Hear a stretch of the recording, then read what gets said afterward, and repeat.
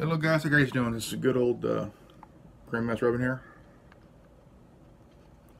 and I want to do a video here. It's on Geek News. It's on the Geek app, and I want to make sure that this goes smoothly and good and whatnot. Well, the story is in Geek News. Geek News. One of the stories was a real scandalous story titled "How the U.S. Government Secretly Sold Spy Phones to Suspects."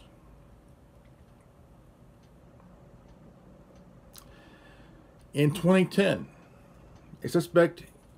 a suspected cocaine smuggler named John Krokos bought an encrypted BlackBerry device from a undercover drug enforcement bought it from a DEA agent. The sort of federal subterfuge is par for the course. But in this case, the DEA held onto the encryption keys, meaning that when the government moved on Krokos and his alleged collaborators a few years later, they could read the emails and messages that passed to and from the phone. The revelation is detailed in a new report in Human Rights Watch, along with a 2015 email that shows that the DEA had expressed interest in using smartphone malware from Italian company hacking team that spied on multiple suspects' locations together. They illustrated a potentially chilling practice on the part of the U.S. government to preemptively plant spy devices on suspects. Let me see here. They also shed light on action by federal law enforcement that aren't necessarily illegal, but do test the boundaries of surveillance and potentially subject non-targets to federal snooping. If the government is distributing effectively bugging device without sufficient court oversight and authorization, I think that could really have a chilling effect on free expression. If people feel like they have to assume the risk that any phone they've handed could have been bugged in a way that would violate their rights, says human rights researcher Sarah St. Vincent.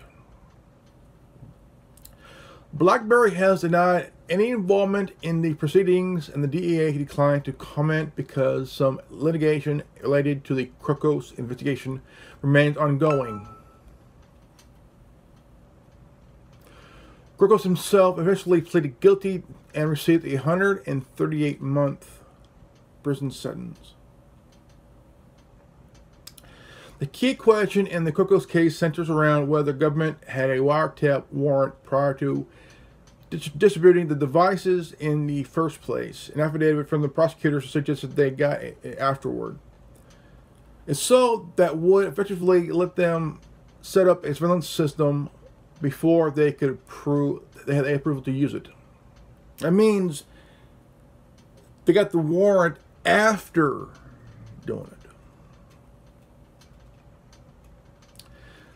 The consequences of them not disclosing that they kept the decryption keys gets a little more complicated, says Stephanie Lecumbra, a staff attorney at the Electronic Frontier Foundation, a digital rights group, who cautions that law enforcement could have required judicial oversight before actually accessing the communications.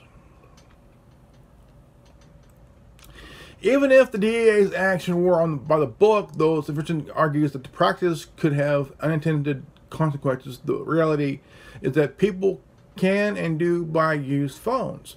Mobile phones are mobile. People borrow them, people lose them, people steal them, people buy them on eBay or the used phone shop.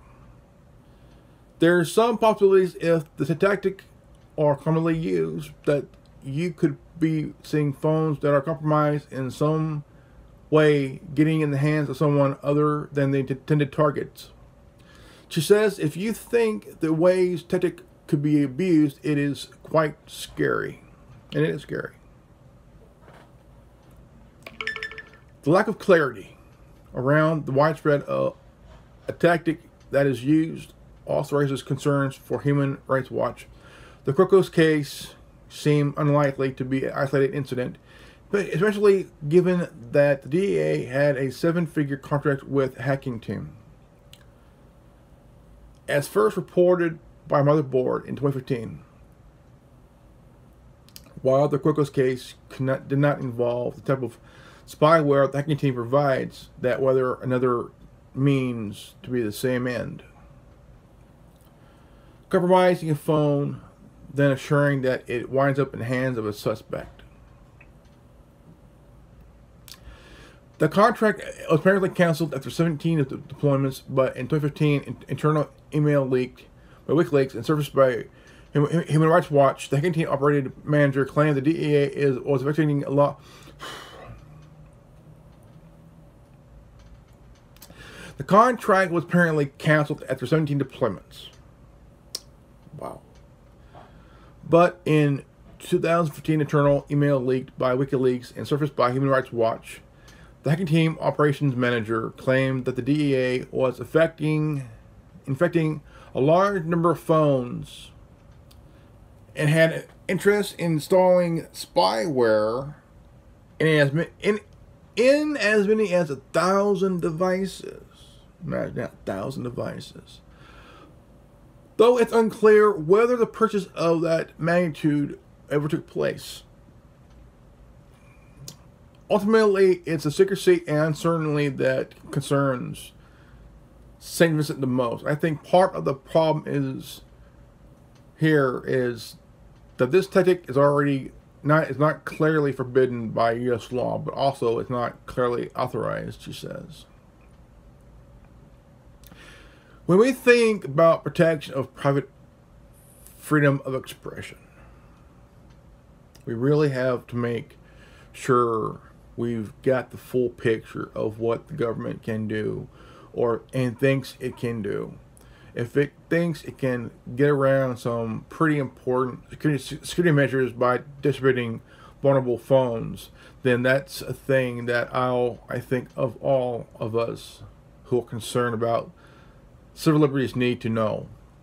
In the meantime, if you have any reason to think you might be a target of surveillance, buy your phone from a source you trust. Keep it up to date with the latest software and follow basic smartphone security hygiene. Until more is known about how the government passes down spy phones, better safe than bugged. Now, when you look at buying a phone, say you're buying a phone, okay, and you don't know that it's bugged or not. I don't know.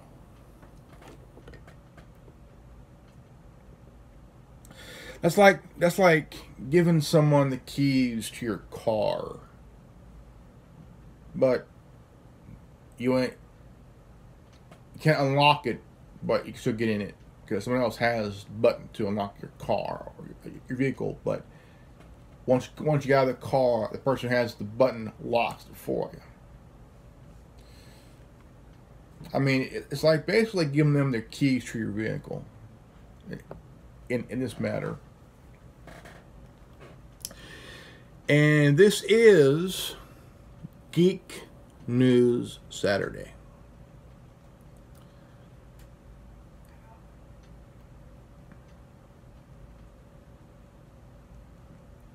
Geek News Saturday. Now here we got hackers distributing Anubis malware via Google Play Store to steal login credentials, e-wallets, and payment cards details. And again, you are watching the Anonymous Liberty Media.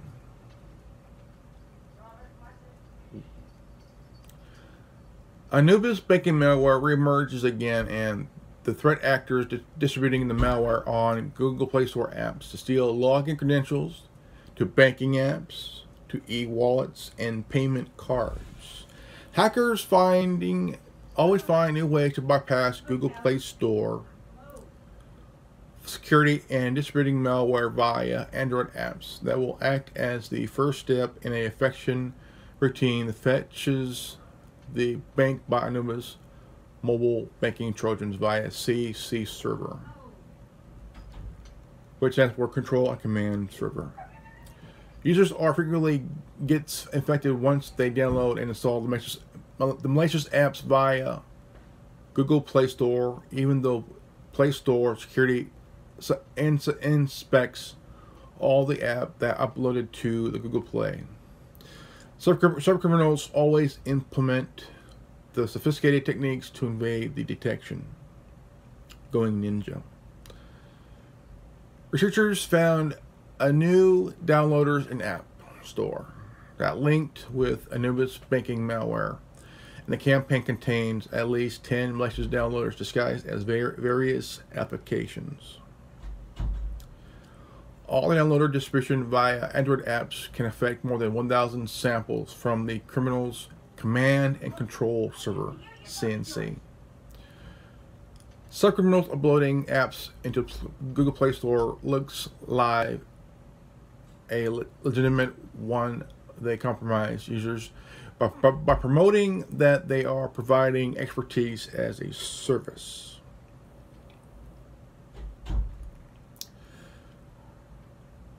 Anubis banking malware sample apps.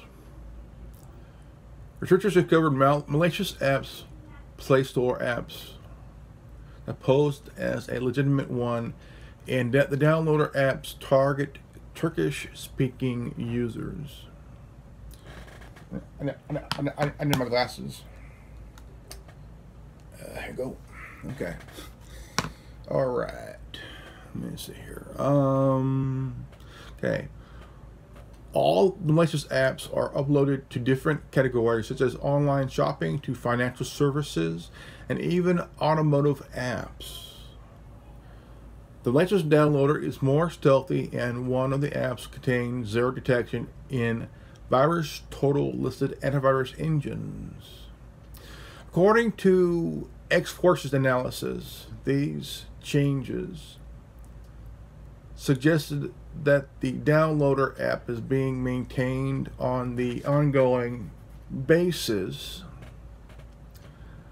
Another sign that it is a commodity offered to cybercriminals or a specific group that focus on defrauding Turkish mobile banking users. Once malicious downloader successfully installed into the victim's Android mobile, then the app fetches BankBot Anubis from one of the CNC servers, command and control.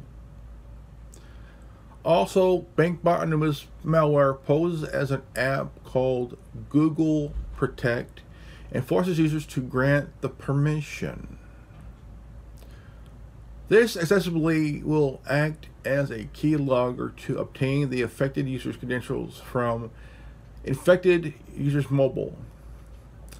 In most Android banking Trojans, malware launches a fake overlay screen when the user accesses the target app. The user then taps his or her account credentials into the fake overlay, which allows malware to steal the data. The BankBot Anubis streamlines this process. The downloader apps in this particular campaign were designed to address Turkish users with different botnets and configurations. Check this out. BankBot Anubis itself also targets users in many countries such as Australia, Austria, Azerbaijan, Belarus, Brazil, Canada, China, Czech Republic, France, Georgia, Germany, Hong Kong, India, Ireland, Israel, Japan, Kazakhstan, Spain, Taiwan, Turkey, the UK, and the United States.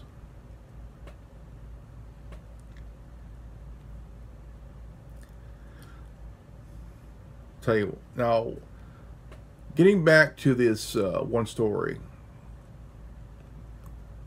This one here.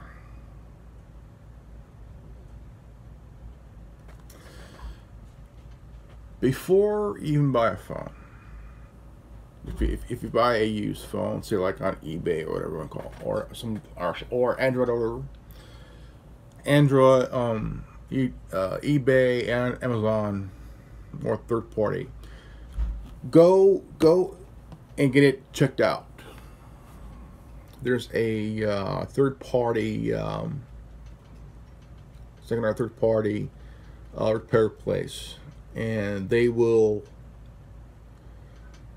have them go through your phone, do a security check, go have them go through it with you thoroughly, because you don't want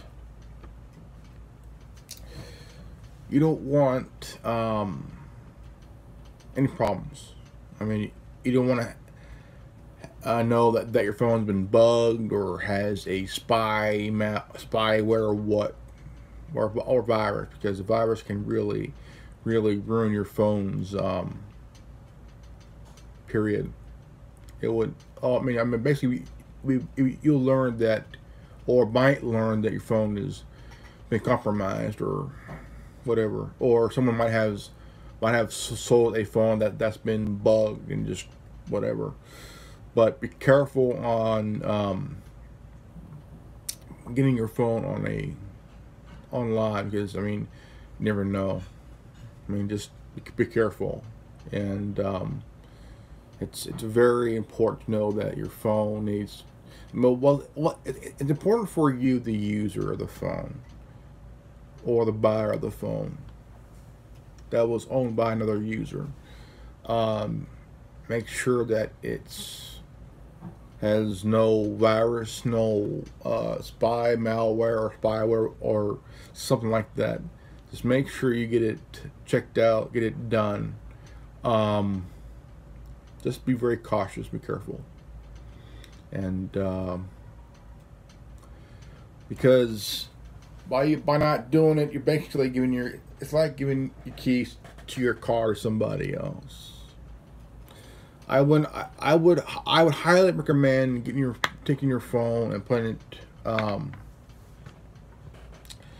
take it to a phone play, take it to a tech guy, a tech person, an IT person, and have them check it out and whatnot. So just be careful, be wise, and be vigilant about it. And this is Grandmaster Evan.